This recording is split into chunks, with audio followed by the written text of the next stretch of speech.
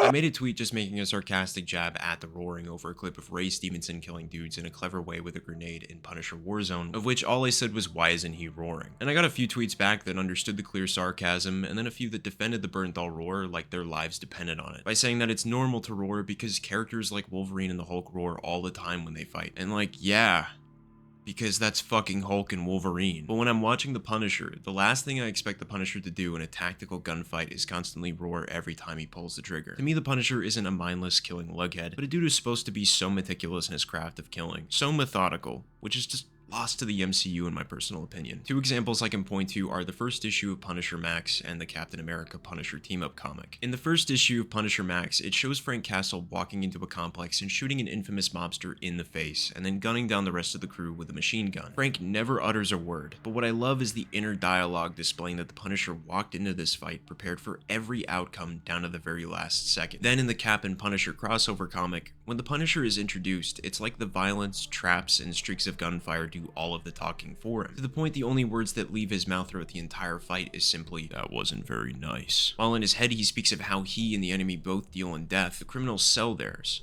while Frank just gives it away. There's a special amount of intimacy you get to have being in Frank's head, whereas in the MCU it feels as though the many layers that make Frank such an interestingly cold and methodical anti-hero are non-existent. Not just because there isn't any inner dialogue, but also because anytime there's ever an altercation, it's always reactive. And to even counter my own point, I love the instances where the Punisher is prepared for every outcome in the comics, only for something somewhere in the plan to go unexpectedly wrong, instigating the Punisher to think of a clever way to eliminate a threat, like using Spider-Man as a punching bag to stop the Russian or something. But that amount of creativity that Frank possesses is never really put on display in the MCU. And I realize that I sound like a shit-for-brains nerd that's just complaining or hating wildly, but I don't want to get it misconstrued here. I'm talking out of a place of genuine love for this character. Every video I make where I'm hating is coming from a place of this specific thing can be better. If I could put it one way, being a comic book reader, it's like watching a commercial for McDonald's and you see a nice tasty McRib on screen that looks like it was made by no one else but God the way they hype that shit up. And once a movie gets made about a comic book you happen to like, it's like pulling up to the McDonald's, ordering the same McRib you saw on TV, and unwrapping it to find the McRib looking like it got punched and squeezed 7 times over. I've seen the Punisher at his best from reading the comics, and I'm seeing the quality of the Punisher declining in the MCU, especially with him constantly becoming the Punisher just to retire the mantle seconds later to repeat the same arc over and over and over again, when this is never the case in the comics. And if anything, the only time he ever retired from killing was when he came back from war to be a father and husband for his family before meeting their eventual demise. But even while choosing to be with his family, he was nothing but a shell of a man waiting for another war to come knocking on his doorstep. In fact, once his family died, that was when Frank felt the most alive, because the event gave him a new endless war to fight. Since the Punisher Punisher loves killing people. It gives him a certain sense of liberation he can't achieve from anything else. A release or a freedom. He feels himself the most when killing people he deems as evil and never regrets his actions in the slightest or thinks of quitting, because the Punisher isn't someone that quits. The Punisher is a relentless force of a character that goes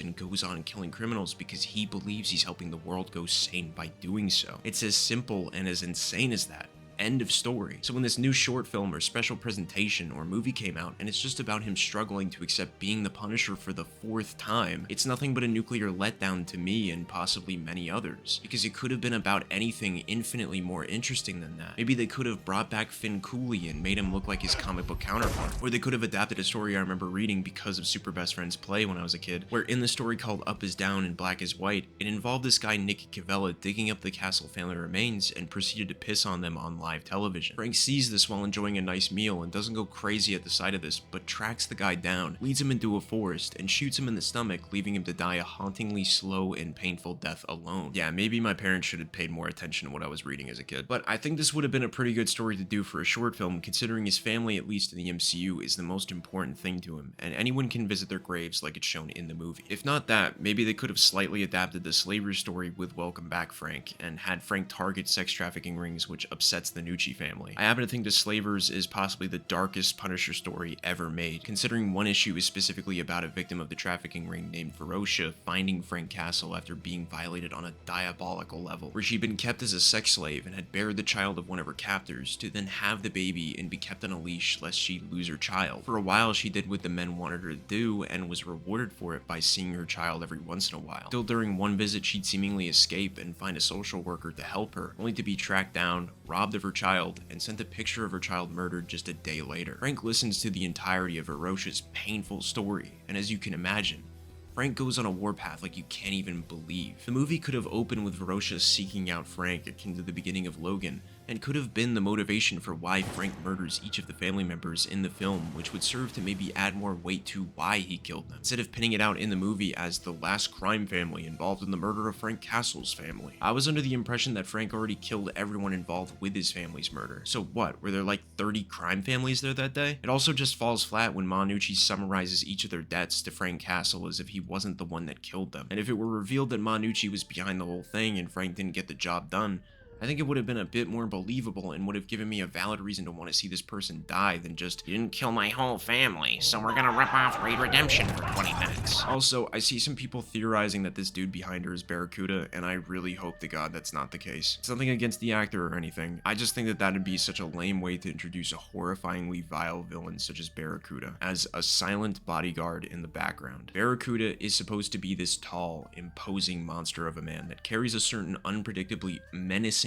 aura in any scene he's in, like the comics. He's incredibly charismatic that can also work as his own leading man. That is maybe the only other definitive villain Punisher has aside from Jigsaw. If Barracuda is ever put in a film, a certain amount of presence is required that makes you love, fear, and despise the character all at the same time, which is a very fine line that I feel like Disney and Marvel are too afraid to stay true to. Where 1 minute Barracuda will make your skin crawl by just waking up to a dead hooker demanding eggs and something else, to you slightly chuckling just by Barracuda looking at a random man on a plane to remember the guy used to hold Barracuda's pocket for him while in prison. I'd actually find this introduction to be so disrespectful of the character if that were to be the case. I mean, he's listed in the credits as Barry, so there's a little bit of hope. Oh my fucking God, you're actually joshing me right now, dude. Okay, getting away from that before I break my monitor. I did like some of the scenes where he sees people that aren't there trying to get Frank back up on the horse, especially when it looks like he's gooning while being cheered on by his pals. You got Karen, Kurt, even the actress who played Maria Castle, which I thought was insane because that's an amount of detail I thought Disney wouldn't care to have. But then, who are these guys? From what I gather, they're supposed to be his close army buddies who died or had to do with his family's deaths, I'm guessing. And maybe this is just budget or conflicts in schedules or whatever, but I had hoped that Billy Russo would show up, or Madani, or maybe like Amy or Microchip in these lapses of reality. I know the actor's the thing, but come on, man, the multiverse, don't you just love that? Out of all the people that appear though, I think the graveyard scene was a nice touch since there have been a few times in the comics he's thought of taking his own life, only to see his family for a split second and stop himself. When watching this, I had a thought about how Frank's probably done this a few times and would go through with it, but the thought of losing the memory of his family forever is too big a sacrifice sacrifice to end his own misery. That may be me reading too much into the scene, but it's a credit to his portrayal of the character. Because aside from the roars and hallucinations, I'm really just half and half on how Jon Bernthal plays the Punisher. I don't think he's a bad actor at all. In fact, I love him as Shane and stem a ton of his lines from season 2. His and Hers was pretty good. I like the accountant. Not really the second one, but I like him in this second one. This second one is pretty good. But let me tell you something. I think how he played him in season 2 of Netflix's Daredevil was really the best he's played the character ever. And since then, it's like he plays the Punisher like he did in the courtroom scene all the time. But this is to Jon Bernthal's credit, as he once said when asked at a convention why he plays Frank Castle the way he does, that everyone owns the character in their own way, and that's how he owns his Punisher. And that's fine, but I don't think that should make him the leading authority on writing the Punisher from here on out in different projects, like he thinks he should be entitled to do. Especially this whole bit for him portraying the Punisher for all the police or people in the military that have Frank Castle in their heads. That's like not a good thing at all. If you have Frank Castle in your head somewhere, you need professional help. Knowing that that's what drives his performance because he co-wrote for this special presentation, I really have to wonder what that one guy gave Jon Bernthal for Punisher comics, because some of the decisions, man, they're a bit... I guess just the more I start to think about it, I'm complaining about this guy that is getting paid millions of dollars to play pretend soldier and fight in what looks like The Walking Dead crossed with New York, and I just don't quite buy into it. Apologies for the tangent. I don't usually make videos like this, but I've been working on a few things for the past couple months while juggling real life stuff at the same time. Anyway, if you made it to the end, I hope you enjoyed the video, I hope my frustrations were understood, and I'll catch y'all on the flip side. What a crock of shit.